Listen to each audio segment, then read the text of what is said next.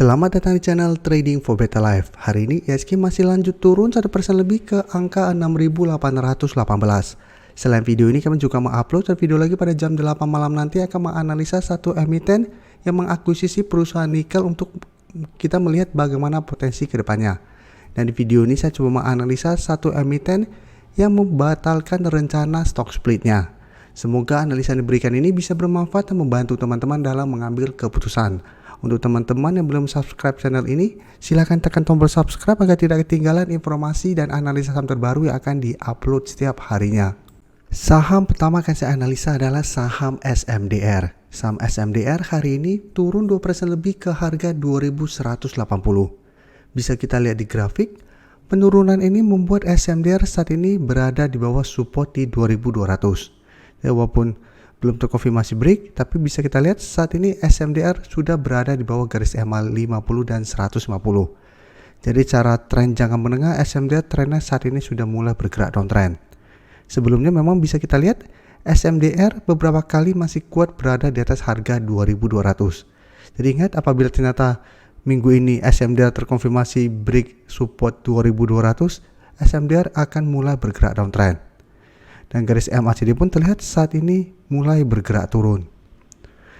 Dan hari ini kalau pemberitaan bahwa SMDR resmi tunda stock split. Jadi sebelumnya memang ada pemberitaan bahwa SMDR akan melakukan stock split di bulan Desember ini. Tapi hari ini diumumkan akan ditunda. Jadi bisa kita baca sekilas. Rencana itu stock split akan dilakukan pada tanggal 21 Desember tahun 2022. Tapi saat ini sudah dibatalkan.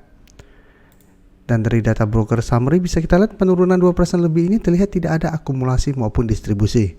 Tapi asing bisa kita lihat masih terus distribusi saham SMDR. Jadi dari data yang kita dapat, cara teknikal saat ini sudah mulai melemah, broker summary pun terlihat masih terus ada distribusi. Menurut saya SMDR saat ini hati-hati karena masih ada potensi untuk melanjutkan penurunan. Jadi apabila teman-teman sudah membeli saham SMDR di harga atas, menurut saya harus pantau terus pergerakan saham SMDR. Apabila ternyata support 2.200 terlewati, menurut saya pertimbangkan untuk cut loss. Karena potensinya lebih besar untuk melanjutkan penurunan menuju support psikologisnya di harga 2.000. Dan apabila teman-teman mau hold, masih bisa selama harga 2.200 tidak terlewati. Karena selama masih kuat di atas harga 2.200, minimal tren jangka menengah akan bergerak sideways. Karena beberapa kali bisa kita lihat menyentuh harga 2.200, SMDR masih bisa bertahan sehingga trennya masih bergerak sideways. Tapi apabila ternyata harga 2.200 terkonfirmasi break, trennya akan mulai downtrend dan ada potensi ke harga 2.000. Jadi harus hati-hati. Jadi apabila teman-teman mau spekulatif buy, bisa entry apabila harga 2.200 tidak terlewati. Apabila bisa rebound, bisa coba entry dengan target jangka pendek di garis EMA 150 yang saat ini di sekitar harga 2.300 sampai 2.310.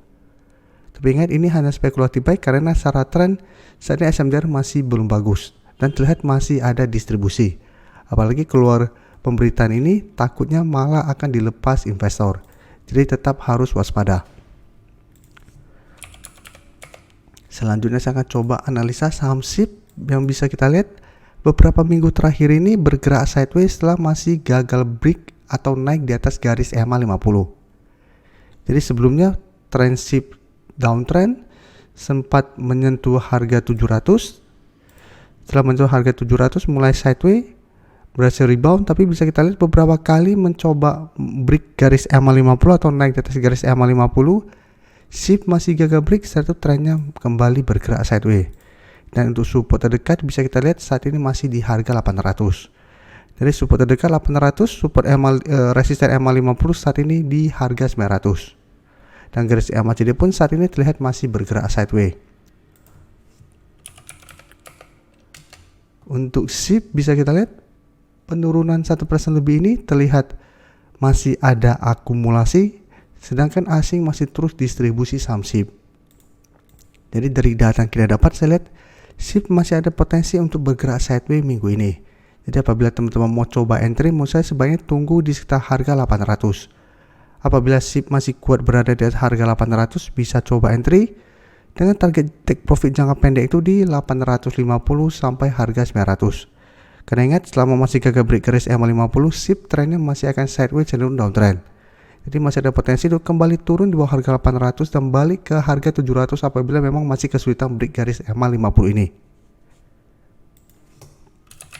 Selanjutnya saya akan coba update pergerakan saham MDKA yang bisa kita lihat saat ini masih kesulitan untuk break resisten 4.500. Jadi setelah gagal break garis resisten 4.500, MDKA sempat turun mengetes garis EMA 150 dan bisa kita lihat setelah menyentuh garis EMA 150, MDKA berhasil rebound tapi kembali gagal break resisten 4.500. Sehingga saat ini kembali turun menuju garis EMA 50 150. Untuk support terdekat memang masih di 4.200 dan support EMA 150 saat ini di 4.170 dan garis EMA 150 saat ini di 4.120. Dan MDKA bisa kita lihat pada penurunan 2% lebih ini memang terlihat ada distribusi hari ini. Tapi asing jika kita perhatikan dalam beberapa minggu terakhir ini masih terus masuk akumulasi dengan jumlah yang lumayan besar. Jadi hari ini masih akumulasi walaupun jumlah kecil, tapi 1 minggu terakhir bisa kita lihat akumulasi asing masih sangat besar. Jadi dari data yang kita dapat menurut saya MDKA masih menarik untuk dipantau. Secara tren masih oke karena masih berada di atas garis EMA 50 150. Dan penurunan beberapa hari terakhir ini pun terlihat masih ada akumulasi yang dilakukan oleh asing. Jadi ini kesempatan untuk kita tunggu kembali di sekitar garis EMA 50 dan 150 ini. Jadi sama seperti sebelumnya, kita tunggu pada saat mengetes garis EMA 50 150 apabila masih bisa bertahan dan rebound, baru coba entry dengan target jangka pendek di 4.400 sampai 4.500 atau hold saja selama garis EMA 150 tidak terlewati.